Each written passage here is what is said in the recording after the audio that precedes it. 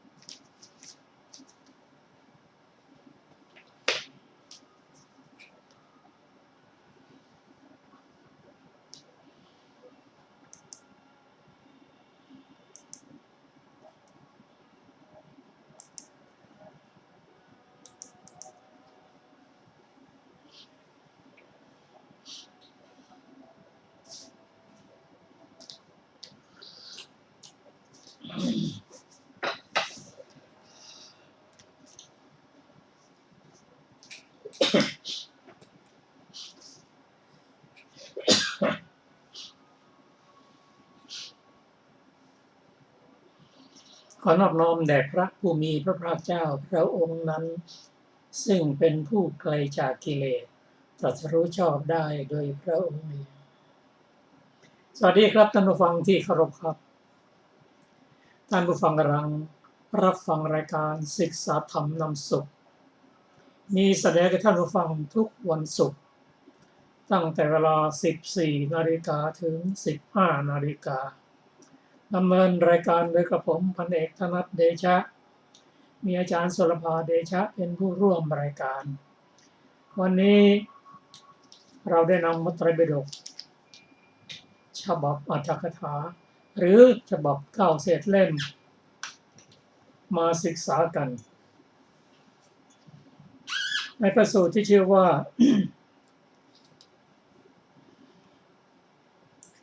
เป็นสังยุตตนิกายหน้าที่200ทบทวนตั้งแต่หน้า260เป็นต้นไป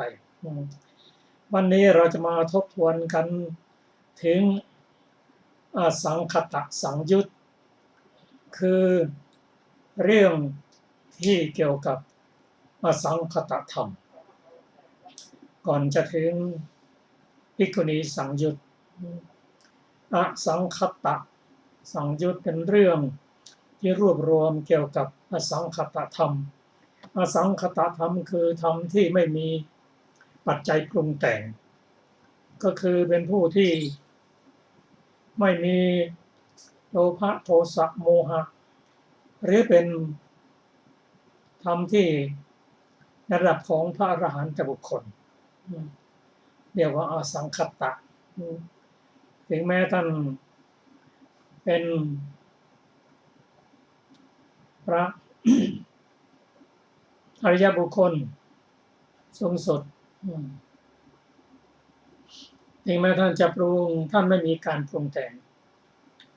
การพูดการกระทำของท่านในระดับของอรหันตบุคคลนั้นไม่มีเหตุไม่มีปัจจัยไม่มีการปรุงแต่งเป็นกิริยาหมดไม่เป็นบุญไม่เป็นบาปส่วนสังคตธรรม คือทำที่มีการปรุงแต่งเป็นอะไรเป็นบุญมั่ง เป็นบาปมั่งเป็นอเนนชาบ้างสังคตธรรมปรุงแต่งวนอยู่ในโลกนี้อยู่ในภพภูมิ31ภพภูมิส่วนอสังคตธรรมท่านได้ปรุงแต่งและพ้นจากโลกนี้แล้วพระองค์ทรงแสดงธรรมที่เป็นผลก่อนแล้วก็สาวไปหาเหตุนั่นคือแสดงถึงความไม่มีโลภะไม่มีโทสะไม่มีโมหะอันนี้เป็นผลและพระองค์แสดงวิธีการที่จะเข้าถึงความเป็นอสังคตธรรมองค์แสดงไว้หมดอันนี้เป็นปริยัติศาสนาซึ่งพระองค์แสดงเรียบร้อยแล้วองค์ตรัสว่า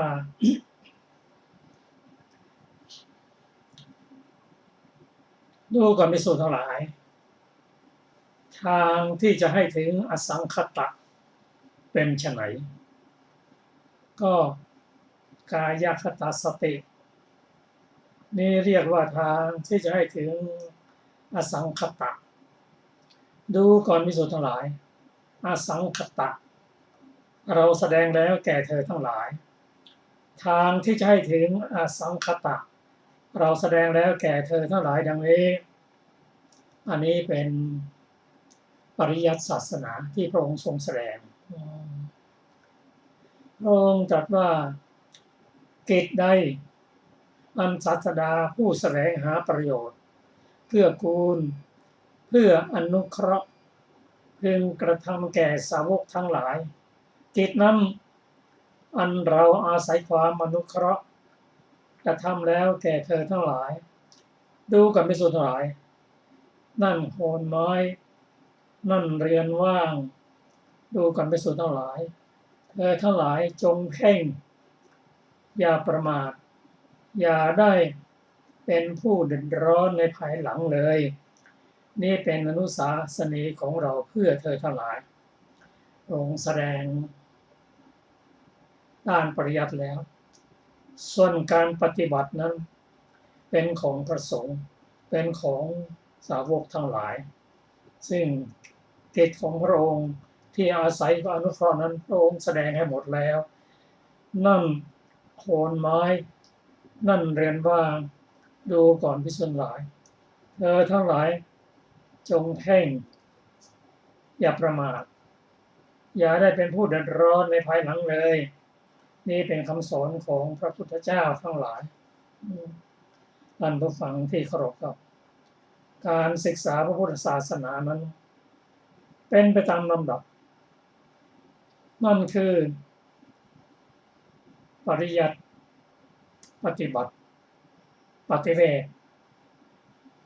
ด้วยพระองค์ที่แสดงให้เราได้ทราบนั้นทำให้เห็นว่า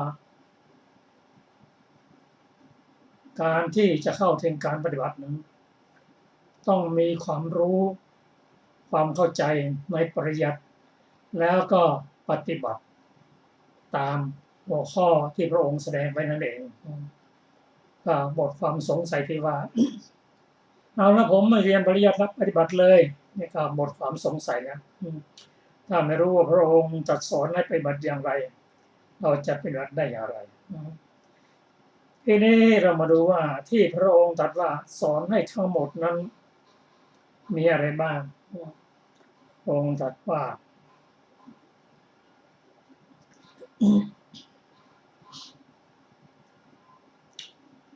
ภิกษุทั้งหลายก็ทางที่จะให้ถึงสังคตะเป็นไฉนก็เริ่มตั้งแต่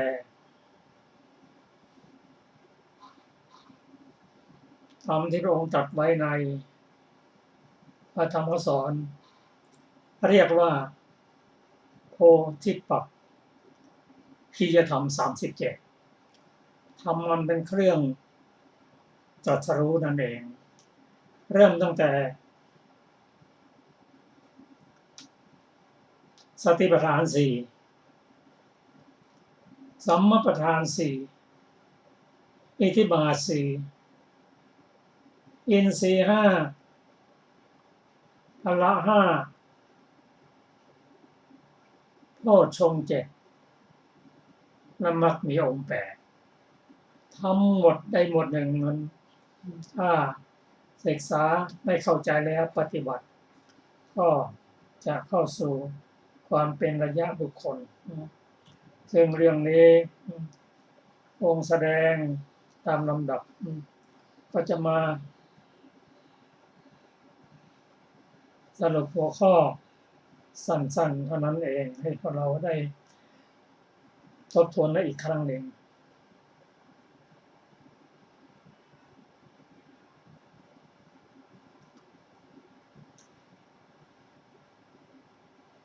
นั่นก็คือ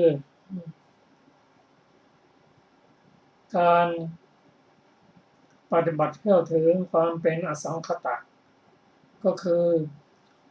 การเข้าถึงความสิ้นราคะสิ้นโทสะสิ้นโมหะนั่นเองเพราะว่าโลภะโทสะโมหะนั้นเป็นเสมือนเมฆบอกบังปัญญาไม่ให้เราได้เห็นสภาพธรรมตามความเป็นจริงเมื่อละโลภะโทสะโมหะสิ้นแล้วปัญญาก็เกิดขึ้นก็ดังที่เรียนได้ทราบว่าพระธรรมสอนนั้นเป็นไปตามลำดับเริ่มตั้งแต่เป็นผู้มีสมาธิ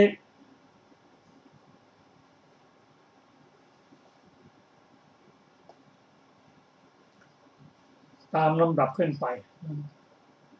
ตั้งแต่อุปราชสมาธิอัปปนามหาสมาธิฌานที่หนึ่งที่สองที่สามถึงสมาธิที่ลึกซึ้งมีเพ่งถึงความว่างความศูนย์อารมณ์ที่ไม่มีการอารมณ์ก็เกี่ยวข้องด้วยเมื่อจิตเป็นสมาธิเรียบร้อยแล้วองค์ตรัสว่าภิกษุในธรรมในนี้เป็นผู้มีศีลมีสมาธิมีปัญญาทำสมควรแล้วเป็นผู้มีความเพียรเครื่องเผากิเลสความเพียรนั้นก็เพียรเพื่อป้องกันไม่ให้กิเลสเข้ามาเพียรเพื่อกำจัดกิเลสที่มีอยู่แล้วมีความเพียรความกล้าหาญที่จะทำให้กุศลธรรมใดๆที่ยังไม่เกิดให้เกิดขึ้นประการสุดท้ายก็มีความกล้าหาญมีความเพียรเพื่อที่จะรักษาคุณธรรมที่ได้สั่งสมมาให้เจริญยิ่งขึ้นไป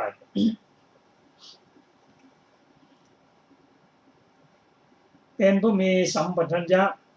มีสติมีสัมปชัญญะเป็นผู้พิจารณาเห็นกายในกายอยู่พึงกำจัดอภิชฌาและโทมนัสในโลกเสียได้นี่เรียกว่าทางให้ถึงอสังขตะนั่นก็คือสติปัฏฐานสี่นั่นเองเริ่มต้นด้วยการพิจารณากายเวทนาจิตและธรรมจากสติปัฏฐานสี่คือการพิจารณากายเวทนาจิตธรรม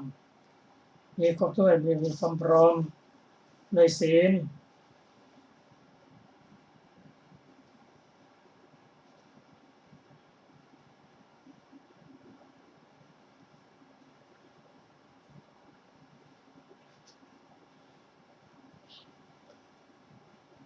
ต่อไปเมื่อศึกษาข้อใดข้อหนึ่ง นำปฏิบัติข้อใดข้อหนึ่ง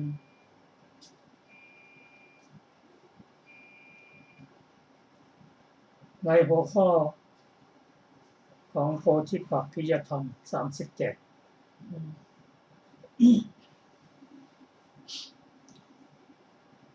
ต่อไปก็ปฏิบัติตามลำดับ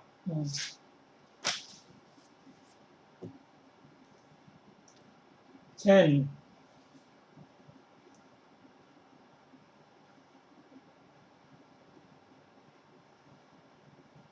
สติปัฏฐานสี่สัมมาปัฏฐานสี่อิทธิบาทสี่อินทรีย์ห้าพละห้าโพชฌงค์เจ็ดและสัจจะทั้งหมดนี้หัวข้อใดข้อหนึ่งย่อมเข้าสู่ความเป็นอริยะบุคคลทั้งสิ้น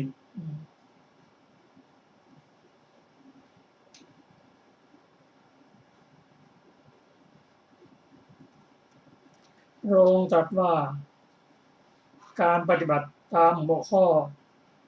ที่พระองค์ได้ตรัสไว้นั้นก็จะทำให้เข้าสู่ธรรมที่พระองค์ตรัสว่าเป็นธรรมที่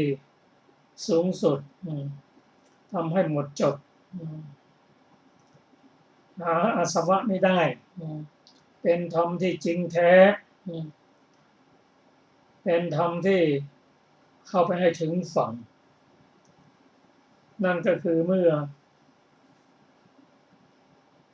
ได้กำจัดราคะโทสะโมหะแล้วก็จะพบกับธรรมเหล่านี้นั่นก็คือเป็นธรรมที่ละเอียดเป็นธรรมที่เห็นได้แสนยากเป็นธรรมที่ไม่คำคร่าเป็นธรรมที่ยั่งยืนเป็นธรรมที่ไม่ทรุดโทรมเป็นธรรมใครๆไม่พึงเห็นด้วยจักษุวิญญาณแต่เห็นด้วยปัญญาเป็นธรรมที่ใครๆไม่พึงเห็นด้วยจักษุ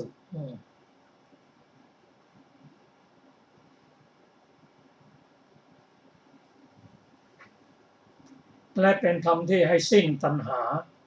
เป็นธรรมที่เป็นที่อัศจรรย์เป็นธรรมที่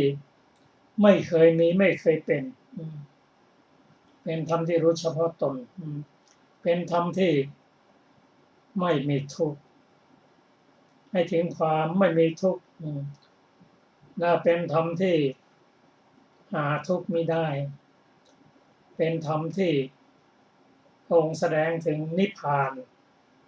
ทางที่จะให้ถึงพระนิพพานนี่ก็เป็นธรรมที่พระองค์ได้ตรัสสอนไว้ทั้งหมดทั้งสิ้นนั้นแล้วก็น้อมนำมาปฏิบัติ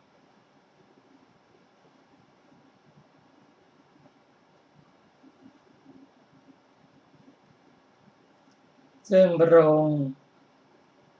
ตรัสว่าหน้าที่ของพระองค์ที่แสดงแล้วทั้งหลายนั้นทำอันใดก็ตามอันพระศาสดาผู้แสวงหาประโยชน์เกื้อกูลอนุเคราะห์พึงทำให้พึงทำแก่สาวกทั้งหลายเป็นอันนั้นเป็นอันพระองค์อาศัยความอนุเคราะห์ทำแล้วแก่ภิกษุทั้งหลายก็เป็นหน้าที่ที่พระองค์ตรัสว่าดูก่อนภิกษุทั้งหลายก็หมายถึงภิกษุภิกษุณีบาศกบาสิกาด้วยนั่นโคนน้อยนั่นเรียนว่างดูก่อนภิกษุทั้งหลายทั้งหลายจงเพ่งอย่าประมาทอย่าได้เป็นผู้มีความเดือดร้อนในภายหลังเลยนี่เป็นอนุสาสนีของพระตถาคตก็เป็นการ จบ อสังคตะสังโยชน์ซึ่งรายละเอียดมันมีมากมาย โดยเฉพาะเราจะน้อมมาปฏิบัติในชีวิตประจำวันได้อย่างไรนั้นผู้ที่สนใจก็ขอเชิญไปศึกษาในพระไตรปิฎกจบมร.เล่มที่29หน้า260เป็นต้นไปครับต่อไปนี้เราจะมาศึกษากันถึงเขมาเถรีสังยุตก็ขอเชิญครับค่ะสวัสดีค่ะท่านผู้ฟังทุกท่านอัพพยากตสังยุตนะคะในพระสูตรชื่อว่าเขมาเถรีสูตรว่าด้วยพระเขมาเถรีพยากรณ์ปัญหาสมัยหนึ่งพระผู้มีพระภาคเจ้าประทับอยู่ณพระวิหารเชตวันอารามของท่านอนาถบิณฑิกะเศรษฐีกรุงสาวัตถี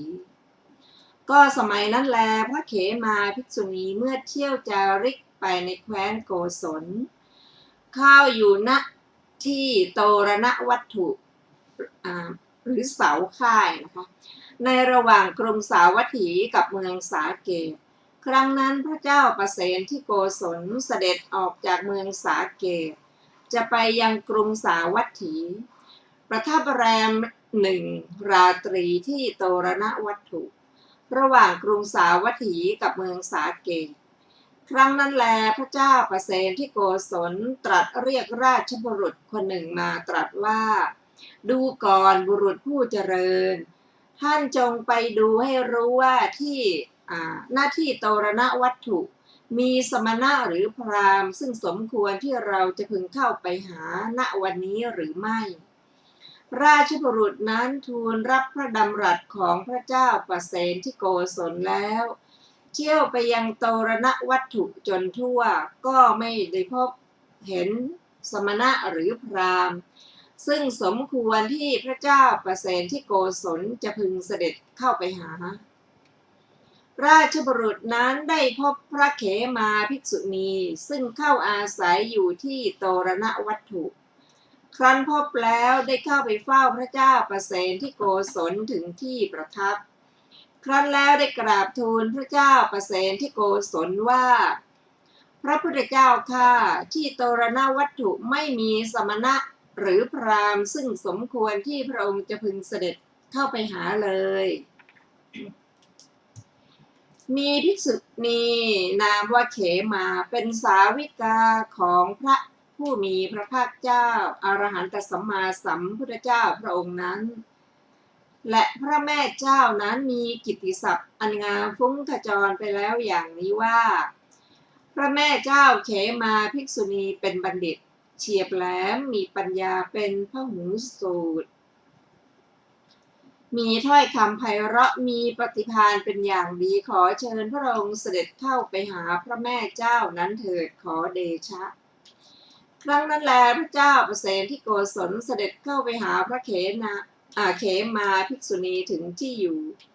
ทรงไหว้พระเขมาภิกษุณีแล้วประทับอยู่หน้าที่สมควรส่วนข้างหนึ่งครั้นแล้วได้ตรัสถามพระเขมาภิกษุณีว่าข้าแต่แม่เจ้าสัตว์เบื้องหน้าแต่ตายแล้วย่อมเกิดหรือหนอ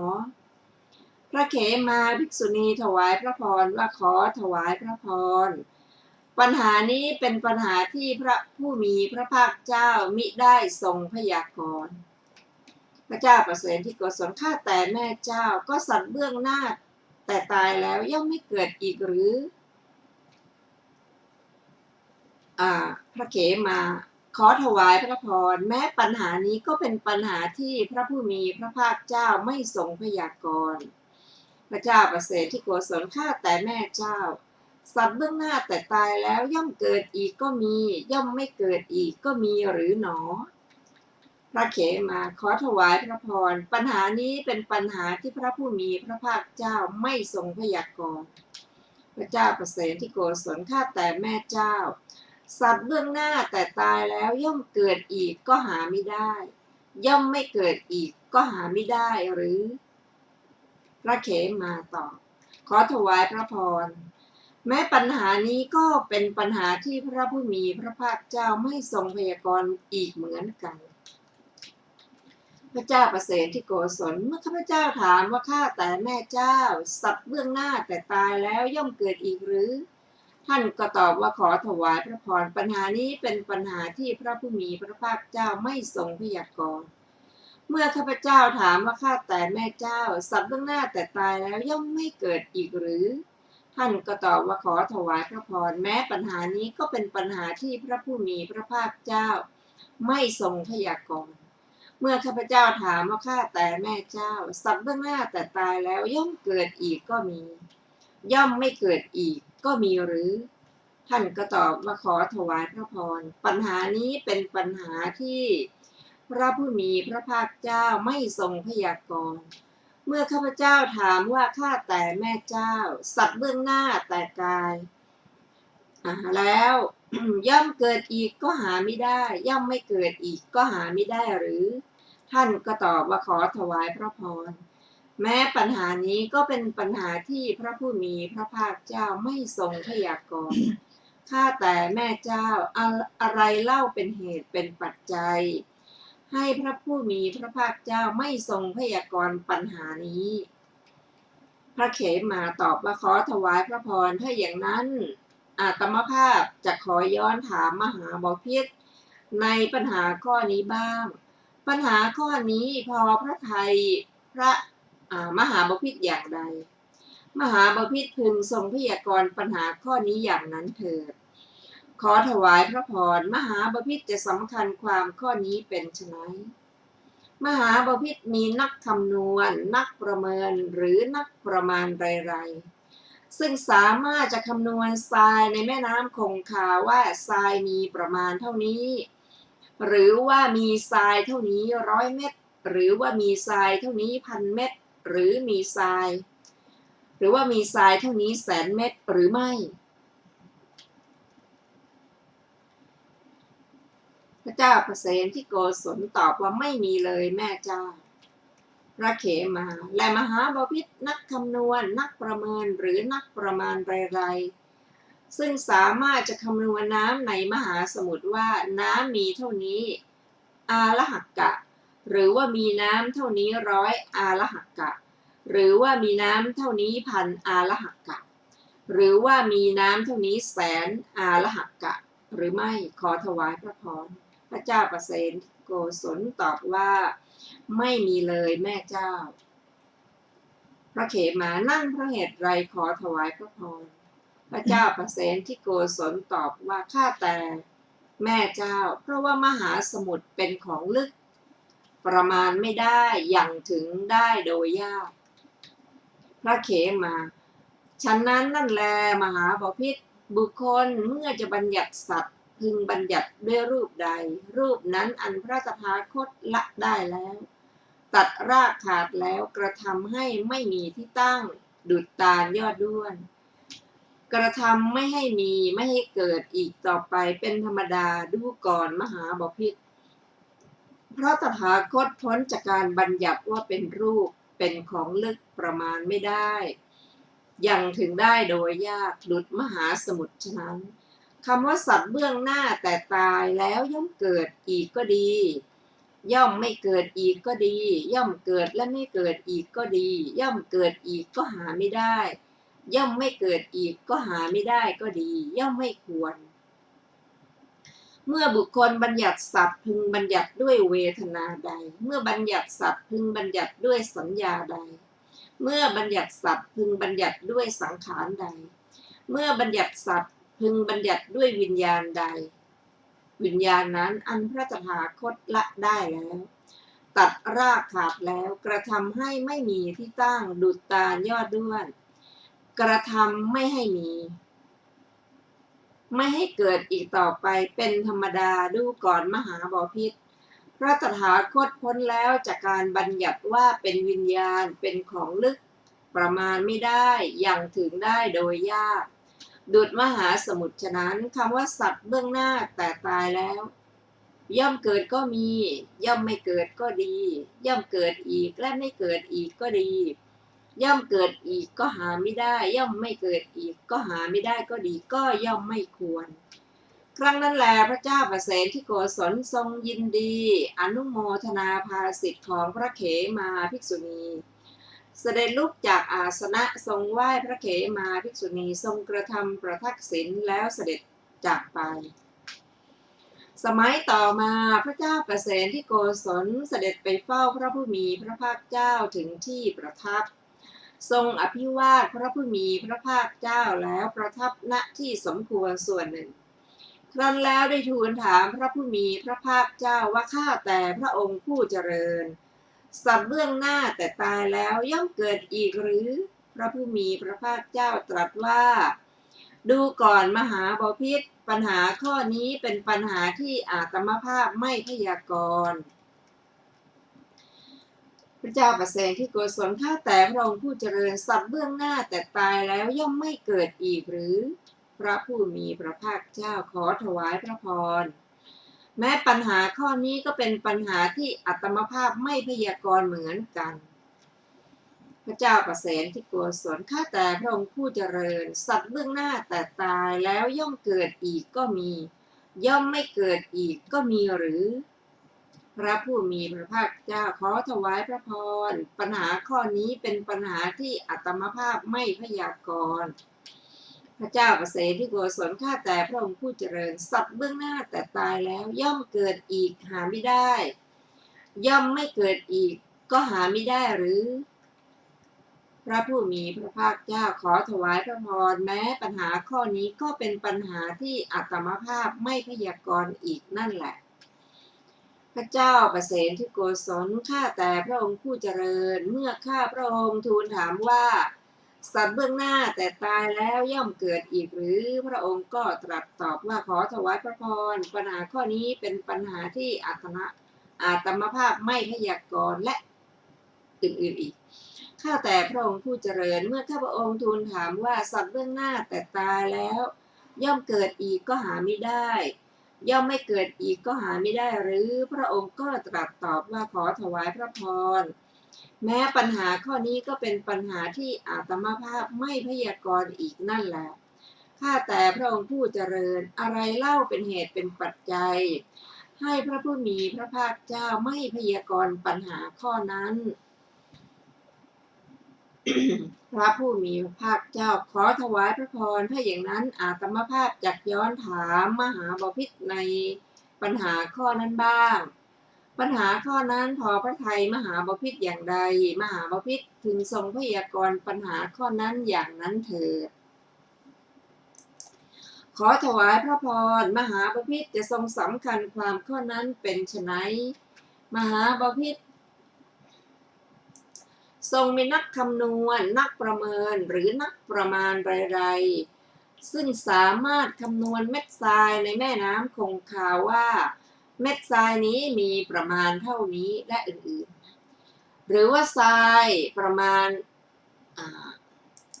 เท่านี้แสนเม็ดหรือไม่พระเจ้าประเสนที่โกศลตอบว่าไม่มีเลยพระเจ้าค่ะ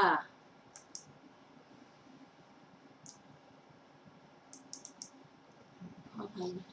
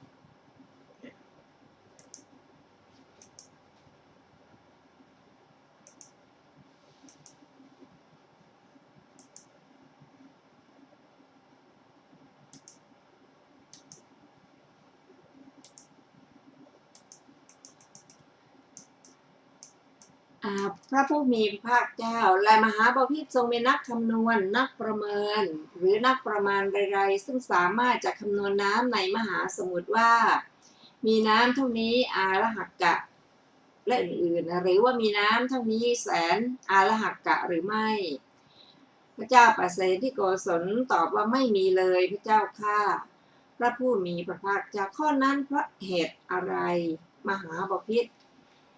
พระเจ้าปเสนที่โกศลตอบว่าข้าแต่พระองค์ผู้เจริญเพราะมหาสมุทรเป็นของลึกประมาณไม่ได้ยังถึงได้โดยยากพระเจ้าข้าพระผู้มีพระภาคเจ้าฉันนั้นนั่นแลมหาบพิตรบุคคลเมื่อจะบัญญัติสัตว์พึงบัญญัติด้วยรูปใดรูปนั้นอันตถาคตละได้แล้วตัดรากขาดแล้วกระทำให้ไม่มีที่ตั้งดุจตาลยอดด้วนกระทำไม่ให้มีไม่ให้เกิดอีกต่อไปเป็นธรรมดาดูก่อนมหาบพิตรตถาคตพ้นจากการบัญญัติว่าเป็นรูปเป็นของลึกประมาณไม่ได้ยังถึงได้โดยยากดุจมหาสมุทรฉะนั้นคำว่าสัตว์เบื้องหน้าแต่ตายแล้วย่อมเกิดอีกก็ดีย่อมไม่เกิดอีกก็ดีย่อมเกิดอีกและไม่เกิดอีกก็ดีย่อมเกิดอีกก็หาไม่ได้ย่อมไม่เกิดอีกก็หาไม่ได้ก็ดีย่อมไม่ควรบุคคลเมื่อจะบัญญัติสัตว์พึงบัญญัติด้วยเวทนาใดเมื่อบัญญัติสัตว์พึงบัญญัติด้วยสัญญาใดเมื่อบัญญัติสัตว์พึงบัญญัติด้วยสังขารเหล่าใดเมื่อบัญญัติสัตว์พึงบัญญัติด้วยวิญญาณใดวิญญาณนั้นอันตถาคตละได้แล้วตัดรากขาดแล้วกระทำให้ไม่มีที่ตั้งดุจตาลยอดด้วนกระทำไม่ให้มีไม่ให้เกิดอีกต่อไปเป็นธรรมดา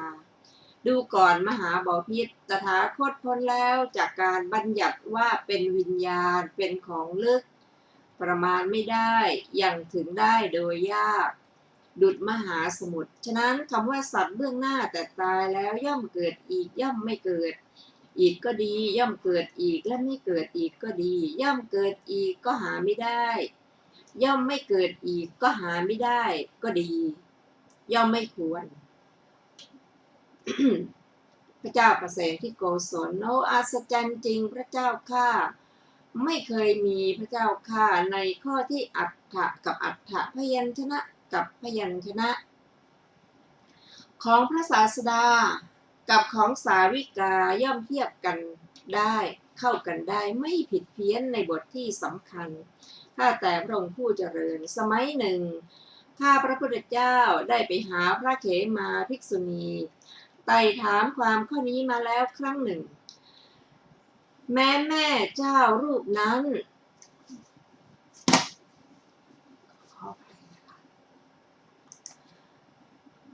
ก็ได้พยากรณ์ความข้อนี้ด้วยบทเหล่านี้ด้วยพยัญชนะเหล่านี้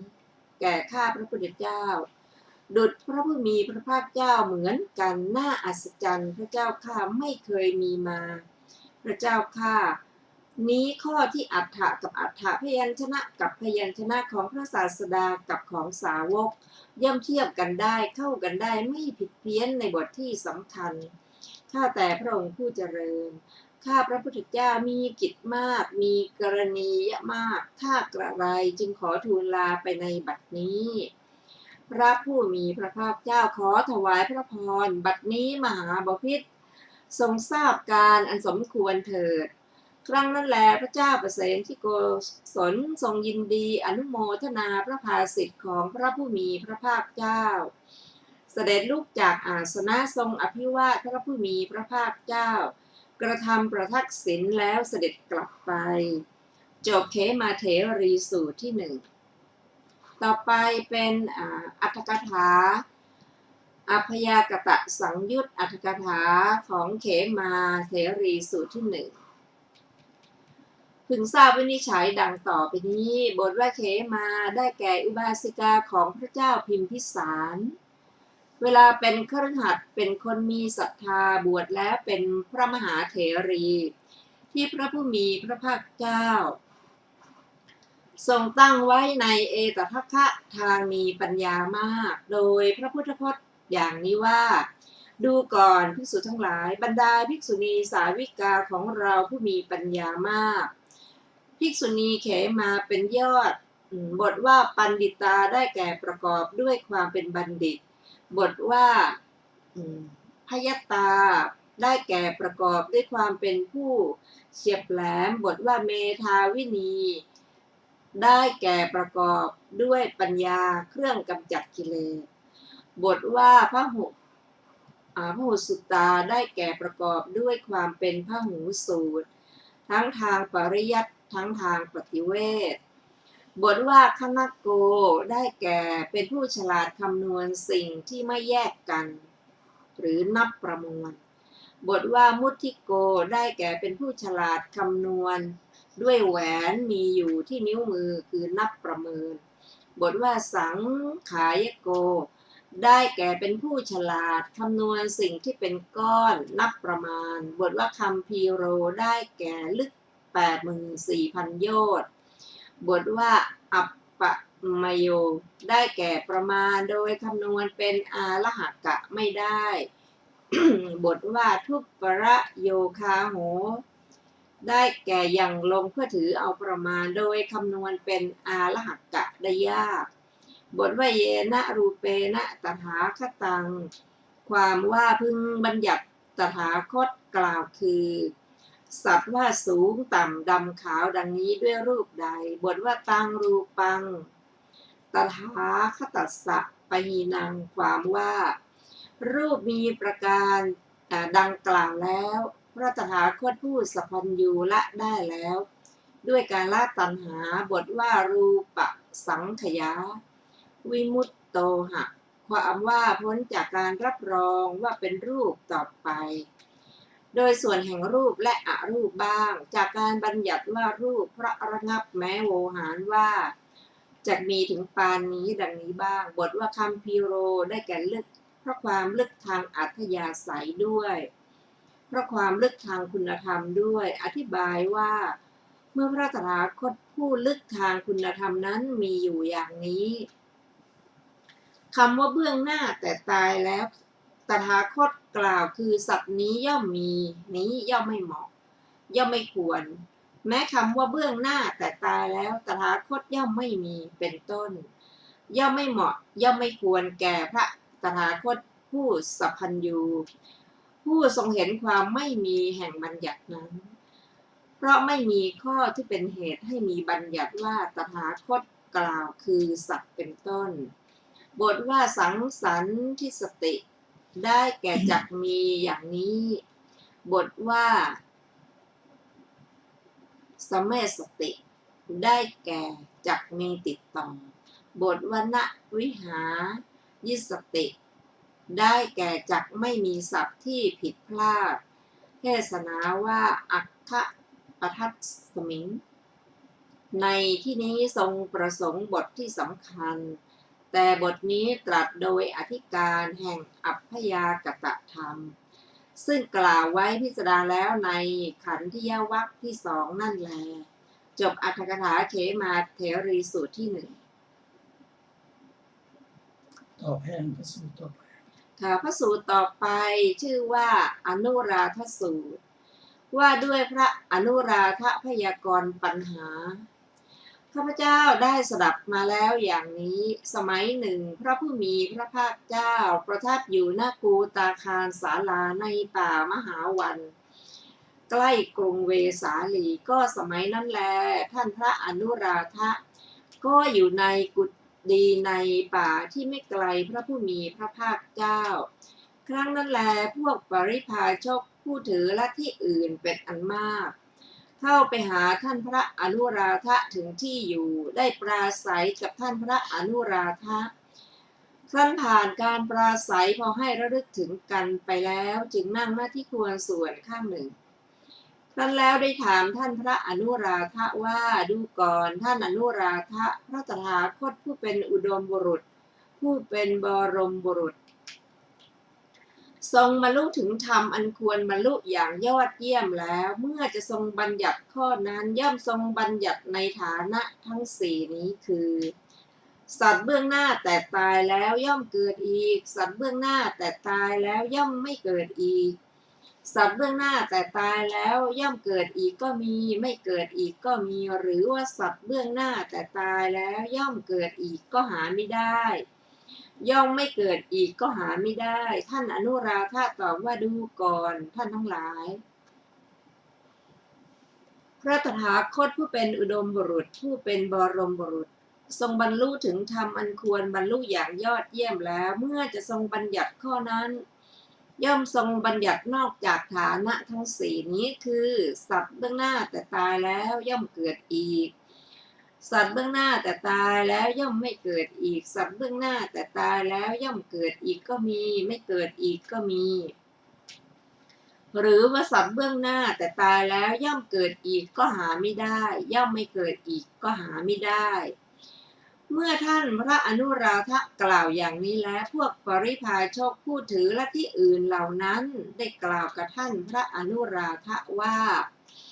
ก็ภิกษุรูปนี้ชรอยจากเป็นภิกษุใหม่บวชแล้วไม่นานหรือเป็นพระเถระแต่หากเป็นพระเขลา ไม่ฉลาดครั้งนั้นแลพวกปริพาชกผู้ถือลัทธิอื่นเหล่านั้นได้รุกรานท่านพระอนุราธะด้วยวาทะว่า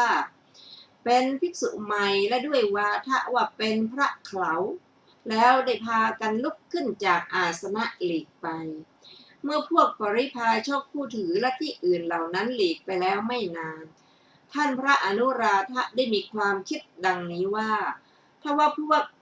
ปริพาชกเหล่านั้นพึงถามยิ่งขึ้นไปเราจะพยากรณ์แก่พวกปริพาชกผู้ถือลัทธิอื่นเหล่านั้นอย่างไรหนอจึงจะเป็นอันกล่าวตามพระดำรัสที่พระผู้มีพระภาคเจ้าตรัสแล้วจะไม่กล่าวตู่พระผู้มีพระภาคเจ้าด้วยคำไม่จริงและพยากรณ์ธรรมสมควรแก่ธรรมทั้งสหธรรมิกไรๆผู้คล้อยตามวาทะจะไม่ถึงฐานะอันวินยูชนพึงติเตียนได้ครั้งนั้นแลท่านพระอนุราธะได้เข้าไปเฝ้าพระผู้มีพระภาคเจ้าถึงที่ประทับ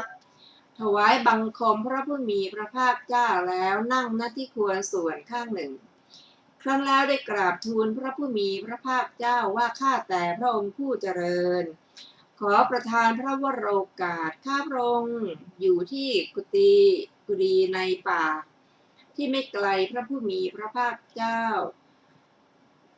ข้าแต่พระองค์ผู้เจริญครั้งนั้นพวกปริพาชกผู้ถือลัทธิอื่นเป็นอันมากได้เข้าไปหาข้าพระองค์ถึงที่อยู่ได้ปราศัยกับข้าพระองค์ครั้นผ่านการปราศัยพอให้ระลึกถึงกันไปแล้วจึงได้นั่งณที่ควรส่วนข้างหนึ่งแล้วได้ถามข้าพระองค์ว่าก่อนท่านอนุราธะพระตถาคตผู้เป็นอุดมบุรุษเป็นบรมบุรุษทรงบรรลุถึงธรรมอันควรบรรลุอย่างยอดเยี่ยมแล้วเมื่อทรงบัญญัติข้อนั้นย่อมทรงบัญญัติในฐานะทั้งสี่นี้คือสัตว์เบื้องหน้าแต่ตายแล้วย่อมเกิดอีกและอื่นๆหรือว่าสัตว์เบื้องหน้าแต่ตายแล้วย่อมเกิดอีกก็หาไม่ได้ย่อมไม่เกิดอีกก็หาไม่ได้ดังนี้ข้าแต่พระองค์ผู้เจริญเมื่อพวกปริพาชกผู้ถือลัทธิอื่นเหล่านั้นกล่าวอย่างนี้แล้วข้าพระองค์ได้ตอบเขาเหล่านั้นว่าดูก่อนท่านทั้งหลายพระตถาคตผู้เป็นอุดมบุรุษเป็นบรมบุรุษทรงบรรลุถึงธรรมอันควรบรรลุอย่างยอดเยี่ยมแล้วเมื่อทรงบัญญัติข้อนั้นย่อมทรงบัญญัตินอกจากฐานะทั้งสี่นี้คือสัตว์เบื้องหน้าแต่ตายแล้วย่อมเกิดอีกและอื่นๆหรือว่า